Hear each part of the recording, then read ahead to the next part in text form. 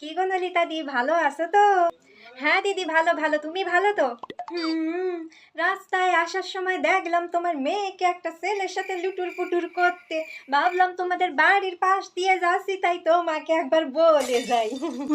এ তো দেখছি মার থেকে মাসির দরদ বেশি। মেয়েকে টিচার বানাবে, আমিও আছি কানে বিষ ঢালতে।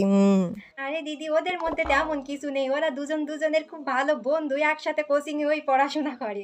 আমার মেয়েকে দেখো, সন্ধে 5টা হলেই সুসুর করে ঘরের মধ্যে ঢুকে যায়। ওই দেখো, বলতে না বলতেই মেয়ে আমার ফোন করেছে। হ্যাঁ মোনা, বল। মা, আজকে আমি রাত 12টার নিচে বাড়ি আসতে পারবো না। আচ্ছা ঠিক আছে ঠিক আছে। ওই আর কি শুনছিল, বাজার থেকে কি মিষ্টি মেটাই খাবার দাবার নিয়ে আসবে।